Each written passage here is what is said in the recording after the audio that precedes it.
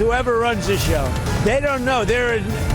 They are fighting with each other. There's tremendous infighting. They're probably fighting for leadership. In many cases, I'll deal with whoever we have to.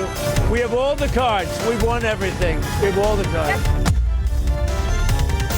حضرتك لازم تكتبوا القرارات السياسية بطريقة مباشرة الدور القبلي. أنا رغم شخصيتي السياسية. פוצצנו היום מנהרת טרור ענקית של חיזבאללה. אנחנו משמידים להם את תשתיות הטרור, אנחנו הורגים להם עשרות רבות של מחבלים, ועוד היד נטויה. אנחנו פועלים בתוך רצועת הביטחון. Ich erkenne im Augenblick nicht, welchen strategischen Exit die Amerikaner jetzt wählen, zumal die Iraner offensichtlich sehr geschickt verhandeln oder eben sehr geschickt nicht verhandeln. Ma poi anche c'è tutta una popolazione in Iran di persone innocenti che stanno soffrendo per questa guerra. Io se il cambio di regime sì o no, non è chiaro quale è il regime in questo momento dopo i primi giorni della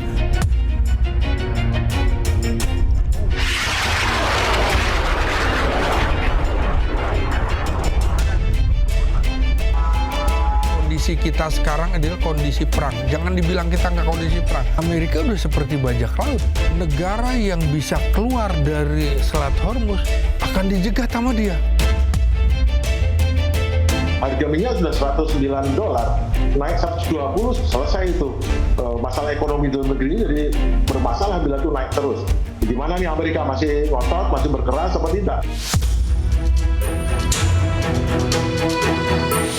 Hampir 2 bulan ketika kejadian geopolitik di Timur Tengah yang Selat Hormuz, kita masih stabil. Untuk LPG ini kita putar otak terus, hampir tiap malam tidak kita istirahat, kita mengkaji sumber-sumber LPG-nya.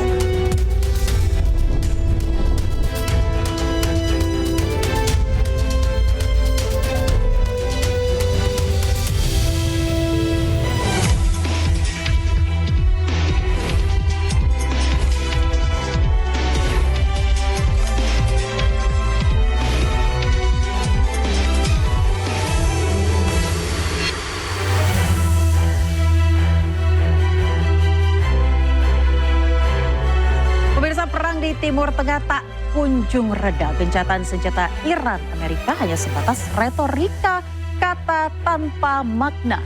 Negosiasi tak berujung sementara rudal terus meluncur ke berbagai penjuru. Kondisi semakin genting, seruan perdamaian kian nyaring. Apakah kita baik-baik saja atau sudah siaga? Saya Aya Nufus, kita kupas di Interupsi.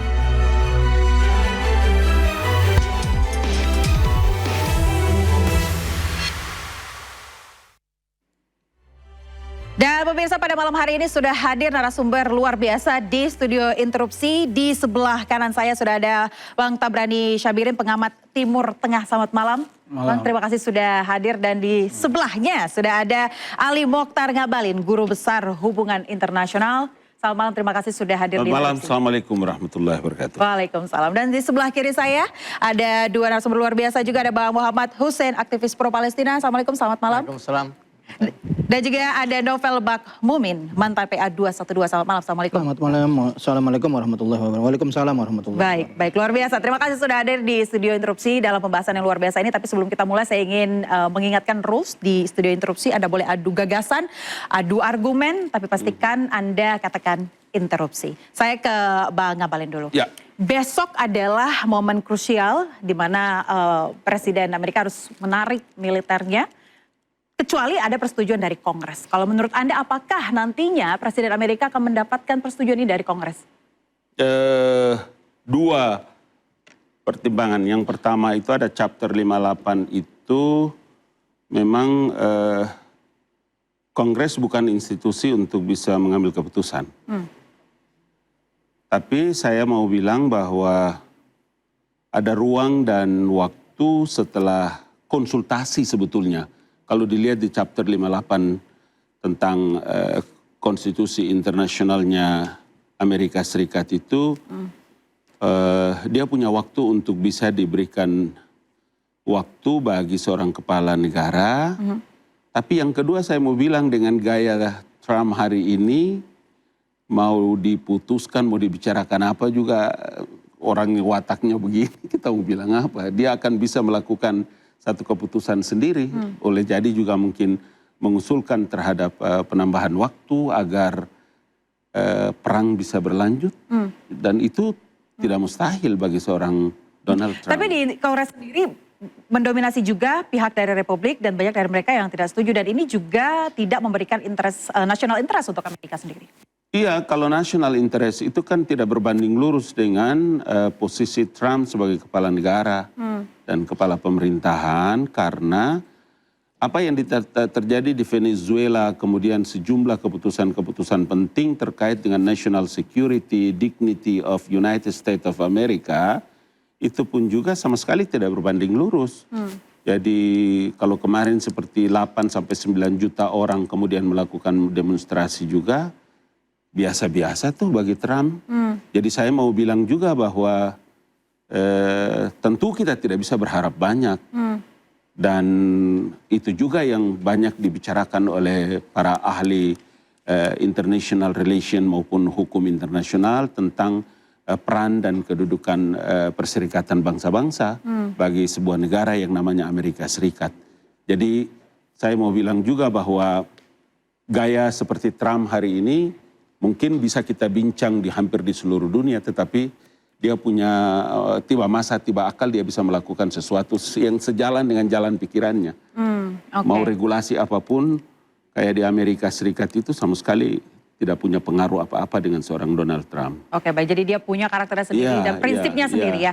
Saya ke Pak Hussein, Bang. Sehingga saat ini ribuan orang yang sudah tewas di Iran, begitu ya, terkait dengan konflik ini. Tadi dikatakan Bang Ngabalin juga bahwa Trump ini punya karakternya sendiri. Bahkan Kongres pun ketika sudah memberikan kepastian begitu, dia atau mungkin tidak mengizinkan konflik ini akan berlanjut, Trump akan terus melanjutkan.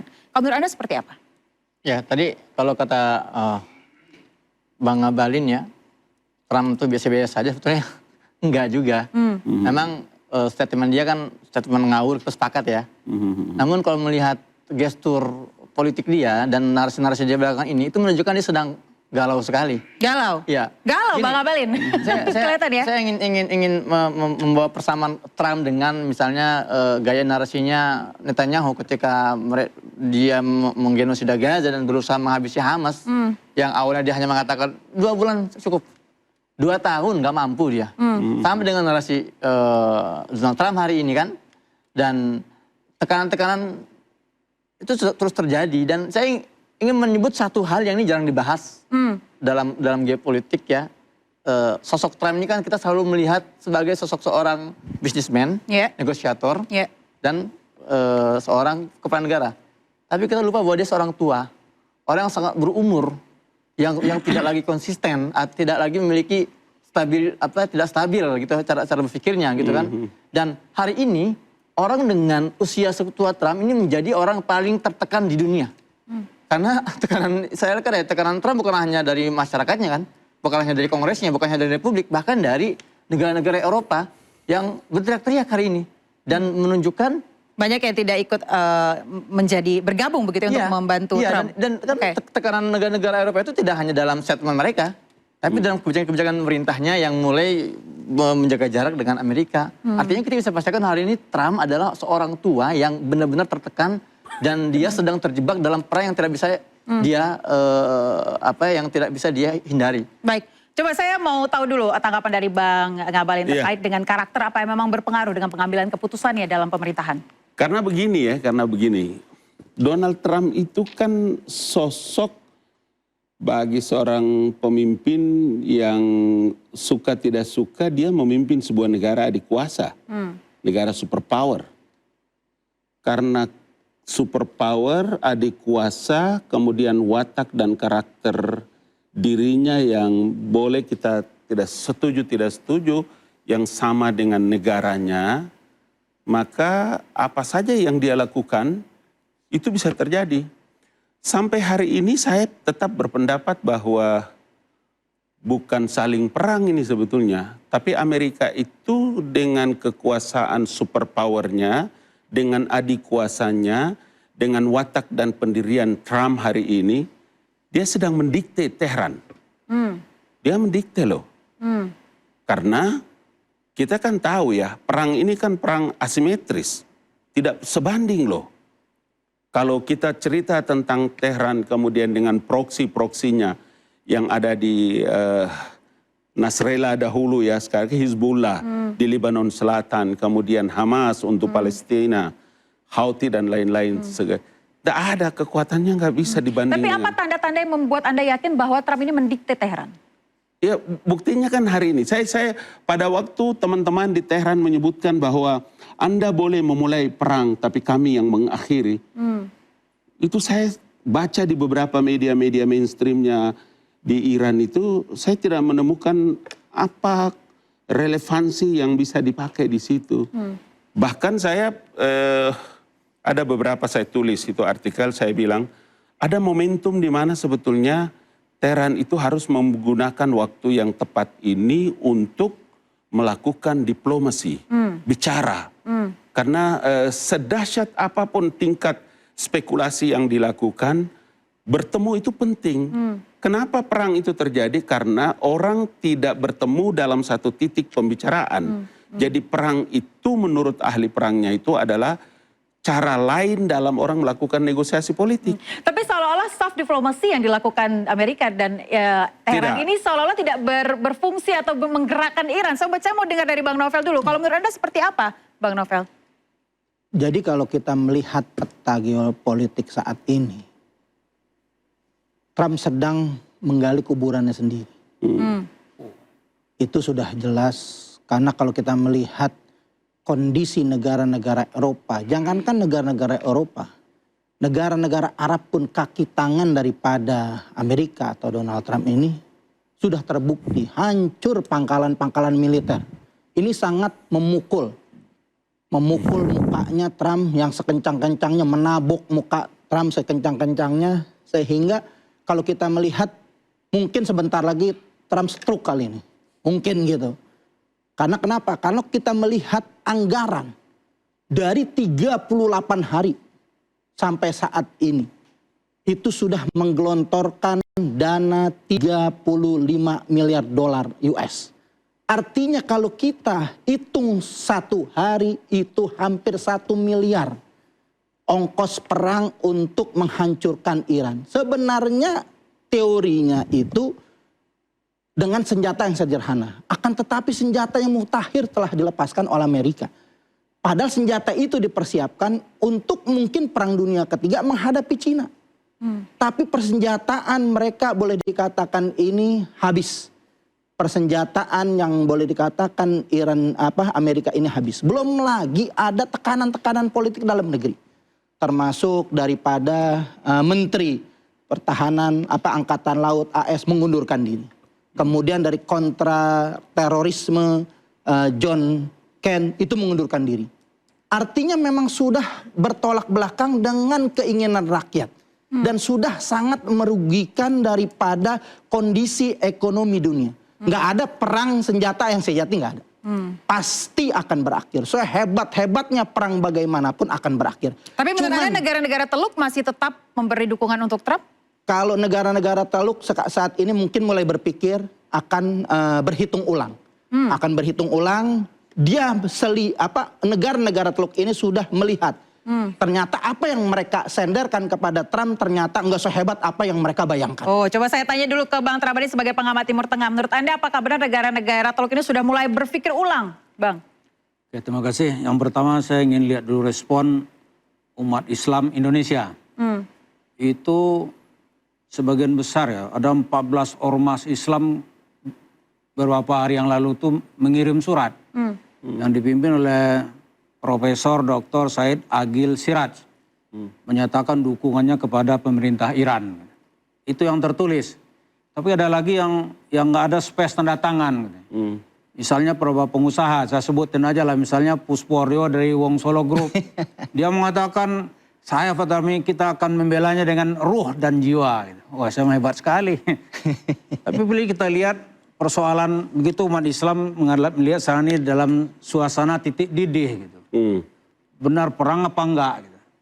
Tapi kalau kita lihat sisi perimbangan kekuatan itu seperti yang diceritakan oleh Pak Baumin itu, Novel ya. Pak Novel itu nggak seperti itu.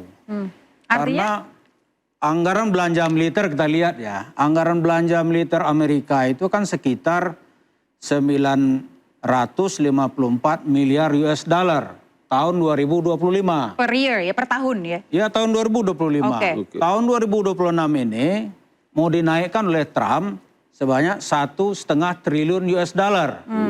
Itu artinya apa? Kalau dibandingkan anggaran militer Iran, gitu. Militer Iran itu yang tercover itu, yang resmi itu 7,3 atau 7,4 miliar US dollar. Jadi nggak sampai 1% dari anggaran militer Amerika. Gitu. Anggaran militer Amerika kalau dikumpul 5 negara itu masih lebih banyak dia. Misalnya Rusia kan 190 lah ya. Ditambah Cina, India, Arab Saudi, Inggris, itu kan baru 770 sekian baru. Nah, yang kedua, di segi anggaran militer itu banyak gitu. Kita mesti melihat dari fakta, bukan berarti kita pro Amerika gitu ya, atau tidak menyokong Iran gitu. Anda ini realis juga ini ya? Ini fakta, Pak. Fakta ya? Iya. Ini fakta. Jadi perangnya kan perang asimetris yang tidak diceritakan, bukan perang total gitu. Dia hanya ingin mengganti. Yang pertama ada 4 tuntutan yang diajukan oleh Amerika dan Israel, ya kan? Yang kedua itu ya perangnya kan hanya ingin mengganti rejim atau melucuti fasilitas nuklir Iran. Gitu. Itu prioritas utamanya ya? Ya, karena itu kembali kepada cerita Pak Bukmin itu, dalam perang itu seperti teori perang Van Clausewitz gitu. Orang harus tahu di mana center gravity. Center gravity itu pusat kuat atau pusat lemah. Oke, gitu. kita akan bahas center gravity yang Anda maksud itu, Bang. Tapi kita akan jeda terlebih dahulu, tetaplah di interupsi. Anda kembali di interupsi, pemirsa. Kita lanjutkan ke Bang Tabrani terkait dengan tadi center of gravity. Apa yang Anda maksud dengan itu? Ya, dalam teori perang itu, seperti yang dirumuskan oleh Van Clausewitz dalam bukunya On War itu ya. Jadi setiap masyarakat atau negara yang berperang itu dia harus mencari titik-titik yang disebut dengan center gravity, titik kuat atau titik lemah. Gitu. Kalau itu dikuasai, maka dia bisa memaksa musuh untuk menuruti apa kehendaknya. Karena perang itu, kata Van itu adalah politik dalam arti lain yang menggunakan senjata. Sementara diplomasi adalah perang tanpa senjata. Nah, untuk perang senjata itu kan ada ujungnya. Dia harus diakhiri dengan perundingan. Untuk menyeret lawan ke perundingan, center gravity-nya harus dikuasai. Di mata Trump, center gravity itu sekarang ada 2, yaitu fasilitas nuklir dan Selat Hormuz. Jadi begitu Iran menutup Selat Hormuz, kata Trump, gue blokade ini selat ini. Karena dengan cara itu ekonomi Iran itu akan bisa dicekik habis. Karena ya ekspor atau impornya kan melalui Selat Hormuz sebagian besar. Misalnya minyak ya, kita lihat terdata dari anggaran belanja militer IRGC kan. Yang terdata itu kan 7,4 miliar US dollar. Sementara yang tidak terdata itu ada 23 miliar US dollar. Nah sisanya ini kira-kira 14 atau 15 miliar ini dari mana gitu. Nah itulah jualan minyak secara tidak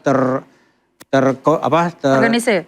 Ya tidak terdeteksi melalui Selat Hormuz. Dari situ nanti IRGC bisa membiayai operasinya, misalnya membiayai proksi di Hizbullah.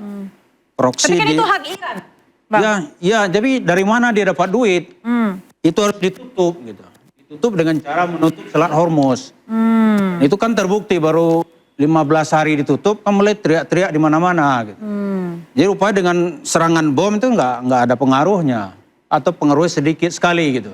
Tapi begitu ekonominya ditutup, wah mulai itu IRGC itu berteriak-teriak. Jadi kata Trump, center gravity-nya itu adalah Selat Hormuz. Oke, baik. Jadi bukan hanya diplomasi dan lain-lain sebagainya. Dari tapi situ nanti bisa diseret ke diplomasi. Perlawanan Iran dengan tadi Anda katakan angka budget yang tidak mumpuni begitu ya, masih terus melawan serangan dari Amerika. Anda melihat seperti apa prinsip Iran ini?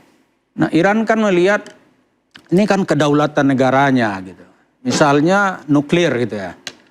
Nuklir itu walaupun sudah ada 5 atau 6 kali keputusan Dewan Keamanan PBB, mulai tahun 2006 ya, 2006, 2007, 2008, 2010, sampai nanti di era Obama ya, 2015.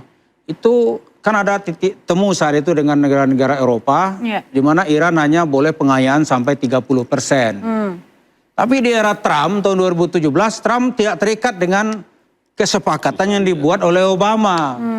Karena Trump tidak sepakat, kata Iran kami juga nggak perlu mematuhi perjanjian non-proliferasi nuklir itu. Maka sekarang dinilai Iran itu sudah, ini penilaian ya, telah mencapai pengayaan itu ke 60% lebih. Gitu. Untuk membuat bom nuklir itu hanya butuh 20% lagi. Sampai 90%. Tapi apa yang ditakuti? Karena kan katanya di 2025 disampaikan di dalam Kongres ketika mengintegrasi Pete Hegseth, dikatakan 2025 program nuklir itu sudah dihancurkan. Tapi apa yang masih ditakutkan oleh Amerika? Saya mau tahu tanggapan dari Bang Hussein dulu. Sebelum saya masuk ke jawaban ini, saya sebetulnya ingin mengkritisi dulu ya penjelasan tentang yang tadi disampaikan oleh Pak Tabrani ya, Pak Tabrani. Kita membahas eskalasi antara Amerika dan Iran. Seolah kita lupa bahwa sebetulnya nuklir itu bukan masalah utamanya. Bahwa ada peran Israel di situ yang menggeret Amerika untuk menyerang Iran kan. Kalau kita melihat, ini yang saya baca, 70 tahun yang lalu itu sebetulnya Amerika itu malah memotivasi Iran untuk punya nuklir. Betul ya? Nah tapi kenapa sekarang berubah?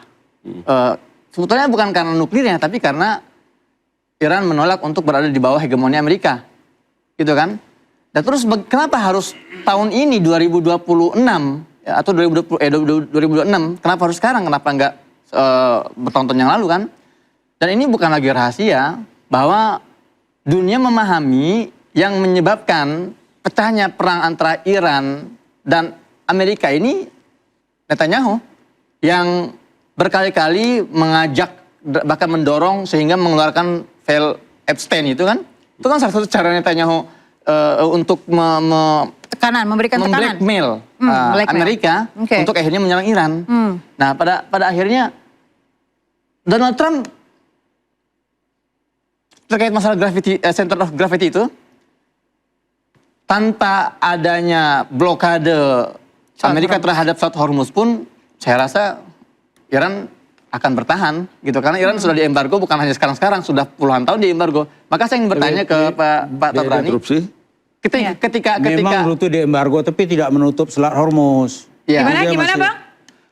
Iran itu memang sudah 47 tahun diembargo oleh pihak Barat, tapi Selat Hormuz nggak pernah diblokade seperti sekarang. Ini jadi masih ada napas. Gitu. Baik, ini serangan langsung ya, blokade itu ya, lebih agresif. Ke Pak Tabrani ketika tadi mengatakan Garda Revolusi mulai berteriak itu seperti apa bentuk teriakannya? Karena yang saya pantau di media-media internasional itu IRGC bahkan menunjukkan steadfastness-nya atau resilience-nya terhadap keputusan Selat Hormuz. Silakan dijawab Bang Tabrani. Ya berteriak itu kan berarti tolong kami, nggak begitu. Di pertama ya kan juru runding itu kan diganti sama dia. Misalnya Muhammad Ghalibaf gitu kan, diganti Muhammad Jalili. Kenapa? Ghalibaf dianggap melanggar kesepakatan. Kok ente bahas di situ tuh membahas proposal tentang nuklir. Karena diganti, akhirnya Trump melihat ini nggak layak diajak untuk sebagai juru runding. Karena tidak bisa memutuskan apa-apa gitu. Yang kedua, ya kalau dia nggak terdesak ngapain dia berkunjung ke Moskow, berkunjung ke Rusia gitu. Karena itu dia merasakan dia sudah terdesak gitu. Kalau hari biasa-biasa aja ngapain datang-datang gitu. Jadi ini sebut satu indikasi gitu, ya kan? Itu yang kita lihat gitu. Jadi kalau ada yang mengatakan Iran tidak terdesak, IRGC nggak berteriak gitu, harusnya biarin aja lo, tutup aja, terserah kan gitu kan? Tanggapannya Bang Hussein terkait dengan IRGC tadi? Ya kita sepakat kalaupun perang berlanjut setelah ini, maka kita akan menyaksikan sesuatu yang namanya War of Resilience itu, perang ketegaran. Dalam perang ketegaran ini ada dua variabel utama yang menentukan kemenangan atau kekalahan itu. Pertama, kekuatan militer. Kedua, ketegaran warganya. Persis seperti yang terjadi di Gaza lawan Israel. Iya. Nah, saat ini kita bisa melihat kedua militer ini sama-sama kuat. Ya, semua mengklaim kemenangan. Nah, namun kita lihat perbandingan sangat jomplang ketika kita melihat ketegaran warganya. Viral misalnya di media sosial, seorang perempuan Amerika yang menangis berteriak-teriak di dalam mobil ketika bahan bakar mulai naik gitu kan. Dan juga banyak hal lah, artinya warga Amerika ini benar-benar nggak sanggup. Karena mereka memang selama ini hidup stabil gitu kan. Nah, dari sini pun kita bisa melihat, sementara warga Iran, satu pun nggak ada itu. Yang menuntut pemerintah Iran untuk berhenti perang. Yang ada bahkan warga Iran mengatakan kalau tersisa satu orang dalam perang ini, maka lanjutkan perang itu. Gitu loh. Maka dari itu... Bentar. Ya. Nggak ada apa takut gitu. Kan misalnya orang demo di Iran kan dibunuh. Ya, kalau kita bicara orang oposisi, oposisi kita akan panjang lagi gitu kan. Kalau kita membahas masalah Koran-Koran Pahlavi itu bukan masuk kategori masyarakat yang mayoritas di sana kan. Bahkan kita tahu lah media-media barat juga kan memframing juga hal seperti itu, demonstrasi yang dikatakan ribuan dibunuh, kemudian di blow up di media-media. Dan itu nggak terbukti gitu kan. Yang saya bahas di sini adalah mayoritas masyarakat Iran yang selama ini memang berada di belakang pemerintah dan IGRC, IRGC itu. Adapun masyarakat oposisi yang memang sejak awal itu berusaha untuk menggulingkan atau menggerogoti Iran dari dalam, itu lain soal. Tapi yang kita saksikan hari ini, masyarakat Iran semakin solid. Adapun terkait pergantian tadi dikatakan Galibaf itu ya diganti sebagai juru runding. Saya malah menarik tadi Bang Novel ketika mengatakan pergantian di Amerika lebih banyak. Jadi kita bisa katakan sebetulnya misi Amerika itu sukses. Ketika mereka berusaha untuk mengganti atau mengganti rezim berhasil, tapi sayangnya rezim yang diganti malah di Amerika gitu. Bukannya ada di Iran. Gitu. Oke, Bang Tabrani, seperti apa Anda memastikan bahwa saya masih di Bang Tabrani ya, ingin membuat lebih tajam lagi terkait dengan tekanan internal di Amerika itu sendiri? Ya memang ya kita akan melihat perang ini sesuatu yang sedang terjadi. Trump itu bagi masyarakat Amerika sekarang ini seperti yang disuarakan oleh Farid Zakaria ya di CNN itu, dia sangat khawatir dengan sepak terjang Trump di dalam perang dengan Iran. Gitu. Kenapa? Karena begini, kalau Trump ini mungkin bisa meruntuhkan rezim Mullah katanya. Tapi dia akan digilas oleh sejarah. Gitu. Digilas sejarahnya begini, Amerika bisa mengalahkan Mullah tapi dia kehilangan Iran. Gitu. Karena yang untung kata Farid Zakaria, yang untung itu nanti Cina. Kan suatu yang tragis, kita yang berdarah-darah, mengeluarkan anggaran, mengirim tentara untuk mati, yang menang Cina. Gitu. Karena itu kata Farid Zakaria, lebih baik Iran menjadi musuh Amerika daripada Iran itu kacau. Gitu. Kalau kacau, siapa yang bertanggung jawab? Di Irak kita sudah kalah. Gitu. Tapi dikatakan oleh Bang Hussein, orang-orang di Iran semakin solid lah. Apakah di Amerika sendiri bisa seperti itu? Nah, Amerika itu kan negara demokrasi ya. Setiap perangnya saya kira nggak ada orang yang satu suara. Nggak ada. Semua itu menentang. Ada yang setuju, ada yang tidak. Perang Teluk juga begitu. Jika perang Teluk pertama, Bush itu kan di demo besar-besaran. Itu satu yang kita lihat. Oke, saya mau tanya juga Bang Novel terkait dengan apakah orang Amerika akan bisa sesolid dengan warga-warga Iran saat ini. Tapi jangan dijawab dulu, kita akan jeda terlebih dahulu, tetaplah di Interupsi. Terima kasih Anda masih di Interupsi. Pemirsa, saya ke Bang Novel. Bang, apakah Anda melihat bahwa masyarakat Amerika akan bisa sesolid masyarakat Iran saat ini? Ya. Sangat-sangat jauh untuk dikatakan warga Amerika solid. Itu teguran atau tekanan yang sangat keras terhadap Donald Trump, terjadi penembakan. Oh, itu nggak bisa dilupakan. Gimana nih? Yang terakhir ketika Gala Dinner? Iya, Gala Dinner itu membuat shock. Yang namanya Donald Trump. Dan jangan lupa, ini adalah boleh dikatakan konflik kebersamaan. Melibatkan Libanon, melibatkan Gaza, bahkan Irak pun sudah ikut campur, Libanon pun ikut campur, Houthi pun ikut campur. Nah, ternyata pergolakan juga yang ada di Israel ini menggoyangkan posisi dukungan terhadap Amerika. Karena terjadi juga pergolakan di dalam. Rakyatnya ini melakukan penekanan terhadap Netanyahu, dan Netanyahu juga boleh dikatakan goyang, yang memang sama-sama sejalan dengan Donald Trump. Artinya warga-warganya sendiri itu sudah sangat ketakutan. Karena Tel Aviv ini kalau kita melihat lumayan agak hancur karena warganya hidup biasa enak. Kemudian menjadi seperti Palestina. Bagaimana itu? Mentalnya jauh. Kalau Palestina mentalnya sudah teruji berpuluh-puluh tahun. Dia nggak pernah mundur, cuman dia minta senjata. Justru yang akan meningkatkan tekanan perang terhadap, bukan nggak pernah mundur, tapi kalau Israel nggak ada warganya minta senjata untuk melakukan perlawanan melawan daripada Palestina. Tidak, tapi kalau Palestina sampai gini hari nggak pernah mundur, jadi jauh mental warga daripada Amerika, mental warga Israel sangat jauh karena 47 tahun di embargo.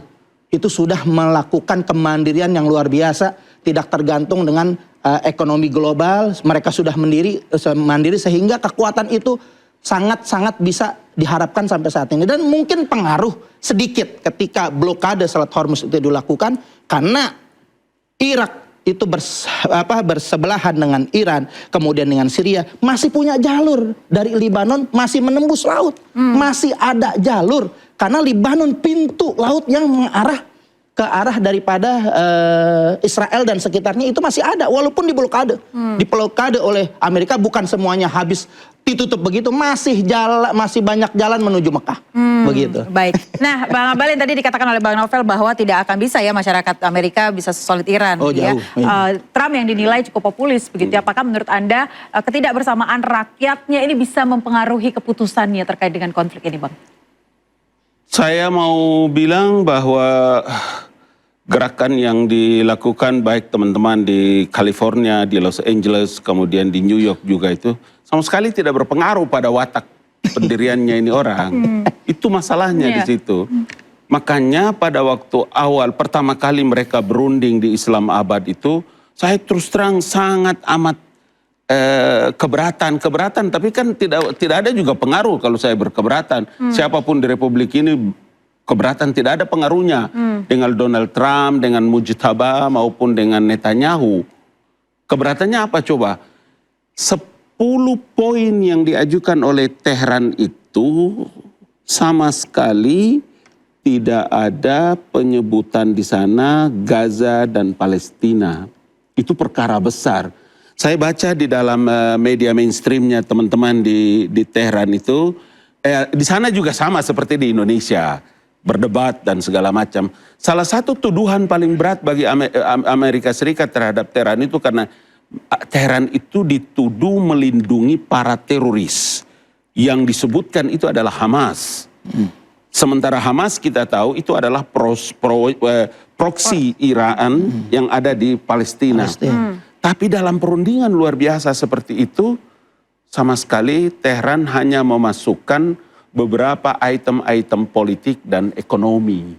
Itu perkaranya. Jadi perundingan kemudian dimuat di dalam media-media mainstream di Tehran. Kemudian tadi seperti ayat tanya terkait dengan apakah pengaruh dengan the American people, dengan sikap dan karakter wajah Donald Trump dalam mengambil keputusan tentang kelanjutan perang dan seterusnya.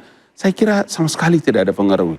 Kenapa? Lagi-lagi saya mau bilang bahwa ya itu karena dia merasa adik kuasa, dia merasa superpower dengan gaya dan pikiran Donald Trump seperti itu. Karena begini, sepanjang sejarah Amerika Serikat baru ada Donald Trump satu-satunya presiden yang terpilih untuk 2 kali dengan waktu yang berbeda.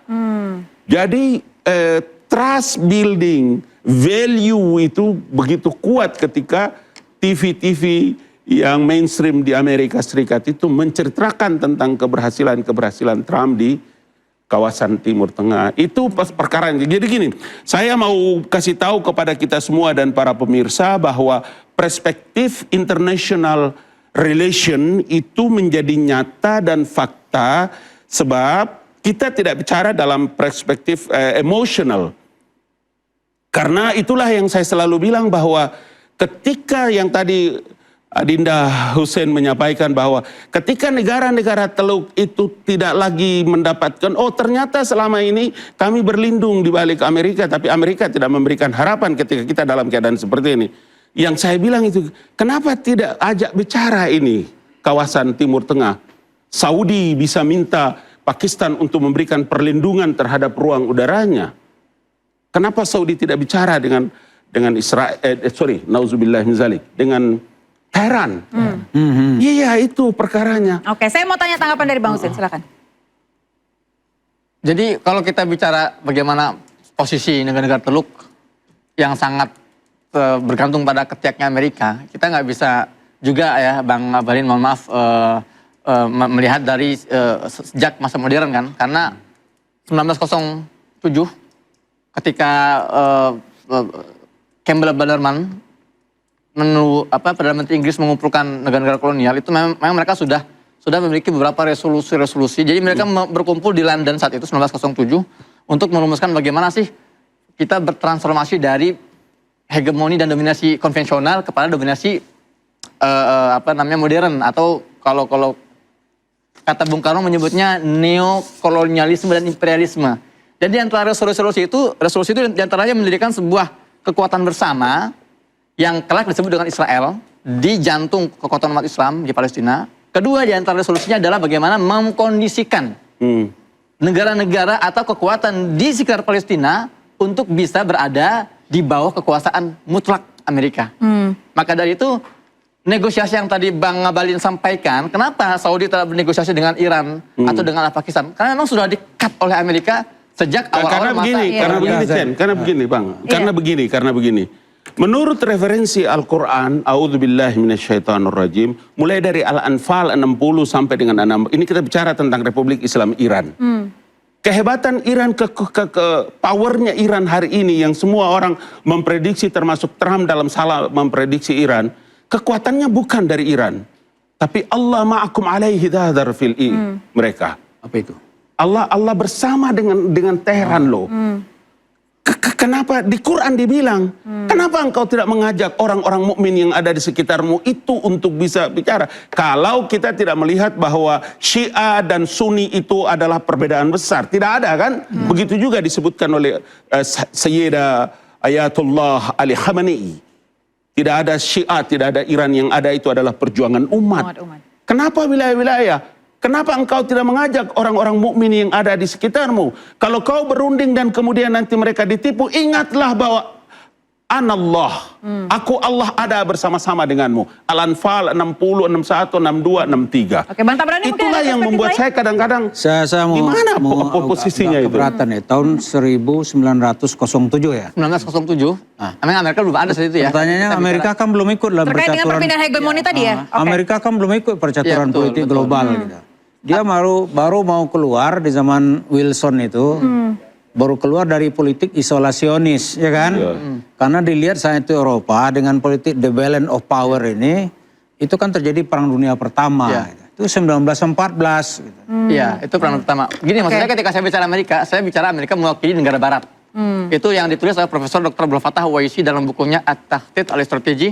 Dia bilang, perpindahan dari hegemoni Britania kepada hegemoni Amerika setelah Perang Dunia Kedua 45, itu artinya tongkat estafet diserahkan kepada Amerika untuk memikul proyek Barat. Makanya kata Profesor Abdul Fattah, dia mengatakan Israel itu bukan sebuah negara. Israel itu adalah masyru' istimari salibi gharbi strategi.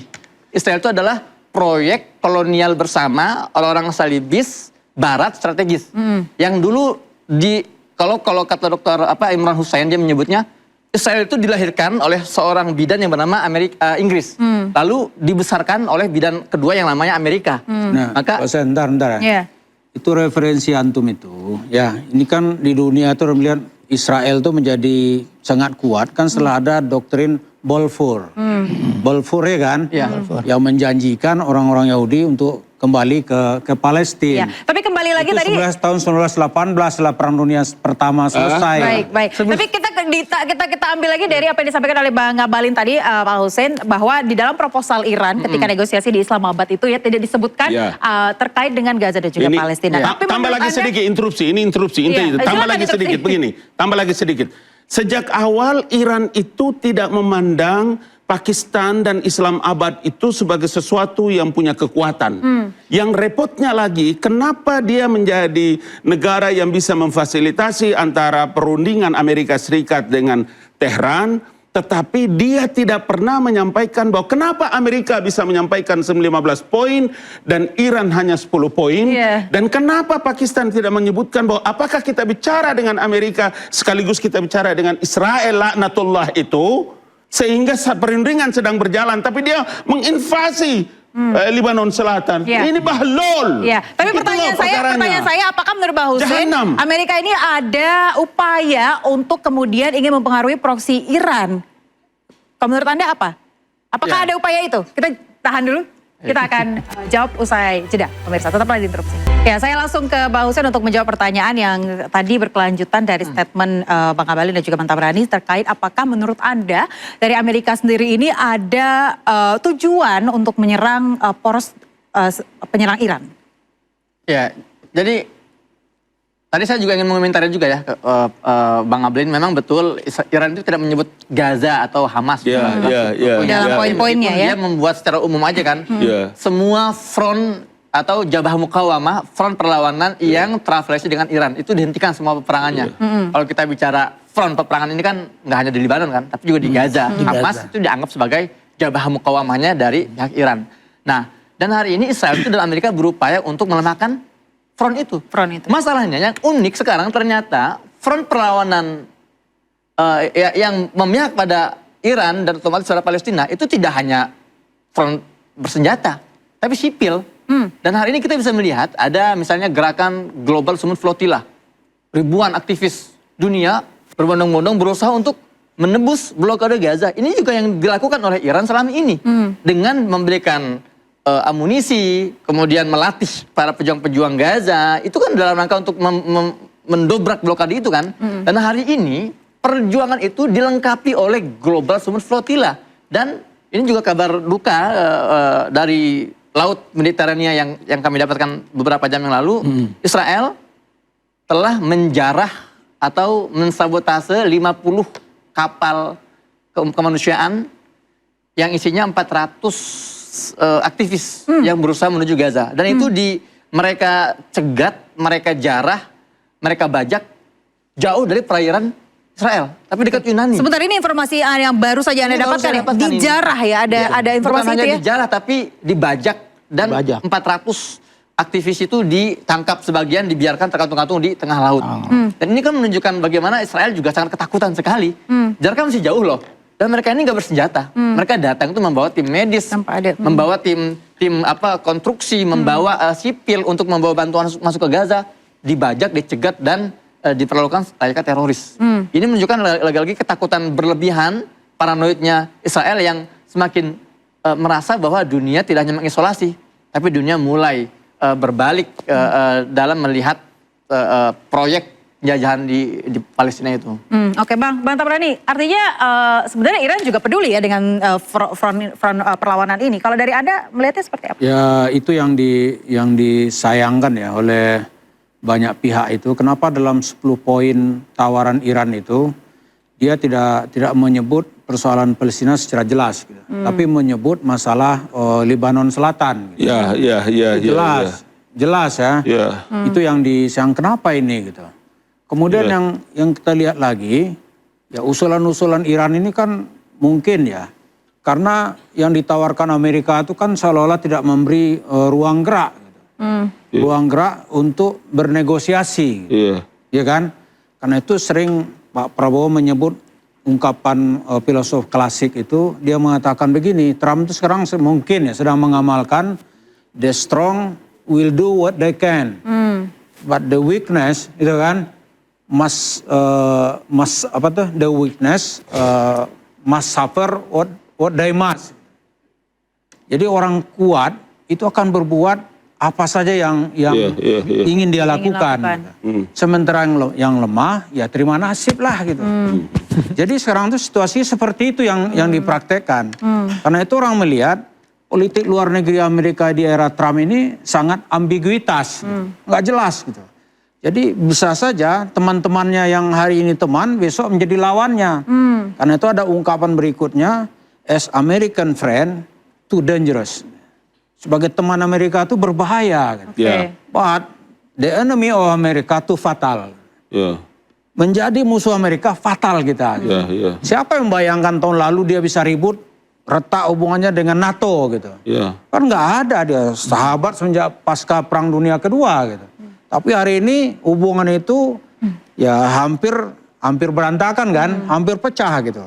Untung Raja Charles datang ke Gedung Putih, dia mencoba menyindir Trump di situ kan.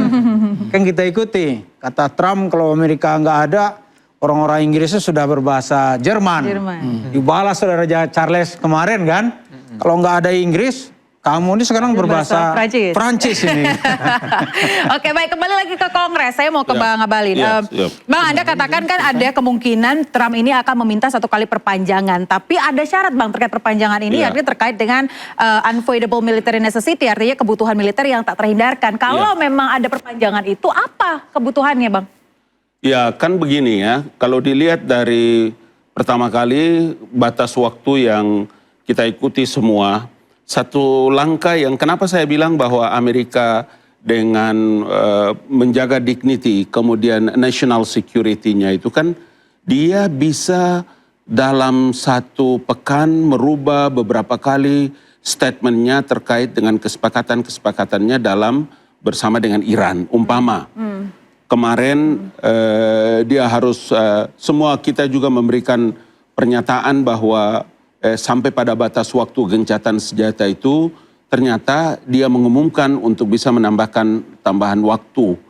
Dalam hal yang sama juga, dia bisa menggunakan kewenangannya untuk dan atas nama dirinya sebagai Presiden Amerika Serikat dan Kongres beserta partai pendukungnya untuk bisa melakukan, termasuk di dalamnya adalah anggaran. Dalam kajian teori international relation, hubungan internasional itu memang menjelaskan bahwa ketika dia mengambil satu keputusan yang bisa menjatuhkan harkat dan martabat Amerika Serikat, maka pada saat itulah dignity sebuah negara yang namanya Amerika Serikat jatuh di tangan Trump. Karena itu dia akan berpikir yang pertama atas nama negaranya, dan yang kedua adalah menjaga kepercayaan masyarakat Amerika. Meskipun budget Pentagon tidak mencukupi. Nanti lihat. Malam ini kita boleh nanti putar ulang bahwa Trump pasti membuat kebijakan yang berbeda dengan semua orang, termasuk regulasi yang mengatur dirinya sebagai kepala negara. Saya mau tanya Bang Novel. Dan itu terbukti dalam banyak hal. Iya, dari banyak hal itu terbukti ya. Suka tidak mengikuti aturan ya. Kalau Bang Novel seperti apa Bang? Kalau ini dilanjutkan ada perpanjangan 30 hari meskipun tanpa persetujuan dari Kongres, Anda melihat seperti apa ke depannya? Jadi gejala yang kita melihat ini kegoyangan, ketimpangan berdasarkan ego. Trump ini berdasarkan ego.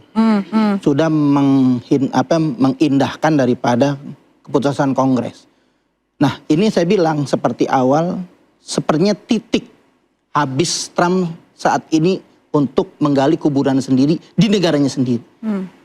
Dirongrong oleh warga, dirongrong oleh kabinetnya, dirongrong oleh Israel itu sendiri, dirongrong oleh orang-orang yang ada di sekitar yang nggak pernah mendukung daripada upaya-upaya Trump karena tidak sangat menguntungkan ekonomi secara global. Mereka ini sudah berhitung panjang, sudah berhitung ulang. Ternyata apa yang Trump sampaikan ini, Trump yang kerjakan ini hanya untuk mengabuli daripada mengkabulkan ambisi daripada egonya yang Trump ini yang sangat betul-betul tidak menguntungkan bagi rakyat Amerika. Mantan Berani, kalau di Kongres sendiri yang mayoritasnya ini kan Republik begitu ya, belum memberikan persetujuan untuk melanjutkan perang begitu ya. Kalau Anda melihat seperti apa? Ini menarik ini. Ya, pertanyaan saya adalah apakah menurut Anda Israel akan ikut mempengaruhi persetujuan Kongres? Ini di kalangan publik Amerika sekarang ini kan kepada Trump yang belum bisa dijawab, ini perang siapa sebenarnya? Perang Amerika atau Amerika melanjutkan politik luar negeri Israel? Jadi Trump ini ngikut Netanyahu. Gitu. Nah, karena itu kenapa kita harus menghambur-hamburkan budget kita? Gitu. Itu satu yang nggak bisa dijawab oleh Trump. Yang kedua, saya ingin menyinggung sedikit lagi. Iran sekarang ini memainkan center gravity dari versinya juga, gitu. Yaitu memenangkan public opini dunia. Sekarang ini ya di mana-mana kan orang melihat Trump kamu salah gitu. Karena diserang dari berbagai sisi dari opini dunia gitu. Kalau opini ini bisa bertahan lama, itu pasukan Amerika itu kehilangan moral. Kalau dia kehilangan moral, tidak ada kewajibannya berperang untuk apa gitu. Betul. Kan itu yang terjadi dalam perang Irak. Setelah 10-20 kita di sini ngapain gitu. Apalagi nonton film apa tuh September 11 atau Fahrenheit 9/11. Itu kan mengecam kebiasaan pemerintah gitu. Di Afghanistan dia bisa menang dalam perang mengalahkan rejim Taliban. Tapi kan 20 tahun kemudian Amerika kan angkat kaki secara terhina gitu. Nah ini sekarang publik Amerika tuh mempertanyakan itu ke Trump, itu disuarakan oleh banyak intelektual gitu. Jadi Trump ini dia mau kemana gitu. Karena itu tiap hari penuh dengan ambiguitas. Hari ini begini, besok begini gitu kan. Hari ini malam terakhir saya akan hancurkan Iran dalam waktu 3 hari. Tapi mana dianya gitu. Jadi kalau menurut hitungan real, itu susah bagi Amerika untuk berperang saat ini. Susah. Pertama, kalau kan yang setelah dia lakukan serangan udara, serangan laut. Itu dianggap orang bisa melumpuhkan angkatan udara Iran dan angkatan lautnya. Angkatan daratnya belum. Gitu. Kalau dia menyerang secara darat, kalau hari ini atau minggu ini dia lakukan, tuh dia bunuh diri. Nah itu dia. Pasukannya cuma berapa? Ditunggu oleh IRGC jumlahnya lebih 100.000 gitu. Dia paling 10.000. Sehebat apapun perang darat kan faktor manusia sangat penting. Untuk melumpuhkan Irak, so sedikit lagi nih. Setuju Anda dengan Bang Tabrani? Kan saya bilang, betul apa yang dibilang Bang Tabrani, memang lagi menggali kuburan sendiri. Karena ketidakberdayaan kondisi psikologi daripada orang-orang militer itu sudah sangat terganggu. Kemudian juga apa yang diproduksi itu sudah nggak bisa memenuhi daripada ambisi Trump. Karena setahun itu Amerika hanya bisa memproduksi 600 rudal. Baik Patriot atau Tomahawk-nya itu segitu. Nah dalam 48 jam itu Trump menggempur begitu dahsyatnya Iran, itu menghabiskan dana 5,6 miliar dolar US itu dikuras di situ. Ternyata kagak kesampaian apa yang Trump tujukan, inginkan jauh daripada panggang, jauh dari api. Ternyata perhitungan Iran ini sangat luar biasa, tidak bisa disangka-sangka oleh perhitungan daripada Trump itu sendiri. Kalau Trump dikasih waktu nih, kalau Trump udah putus asa, sekarang kita melihat tinggal kalau disuruh pencet tombol nuklir itu udah dipencet. Saking sebegitu frustasinya, saking sebegitunya stresnya Trump ini untuk menghilangkan malu yang luar biasa. Trump ini betul-betul dipermalukan oleh warga global, yaitu rakyat dunia, betul-betul dibikin malu Trump ini. Tapi menurut Anda memang harus ada kesepakatan antara Amerika dan juga Iran, atau lebih baik udah Amerika tarik mundur aja pasukannya? Jadi kalau dibilang oleh Bang Ali Ngabalin ini, yang akan mengakhiri akhirnya sepertinya Iran. Karena akan malu menarik pasukannya, dan jangan lupa Amerika ini menebar perang selalu di mana-mana dan menebar kekalahan di mana-mana. Jadi nggak ada ceritanya Amerika sukses. Mungkin ini adalah kepentingan bisnis, kepentingan bisnis senjatanya, kepentingan bisnis minyaknya yang ingin untuk menguasai dan ingin menjaga martabatnya sebagai polisi dunia. Dan hari ini dipermalukan dan bulan ini dipermalukan. Kalau kita melihat 30 hari itu sangat berat buat Amerika untuk melanjutkan perang. Kalau saya bilang ini sudah nggak genting. Karena kenapa? Karena justru Amerika lagi berhitung kekalahan demi kekalahan yang akan merontokkan daripada wibawa Trump itu sendiri, yang akan dipermalukan oleh Trump itu sendiri. Baik, kalau Bang Hussein seperti apa Bang? Apakah menurut Anda harus ada kesepakatan atau lebih baik Amerika tarik mundur pasukannya?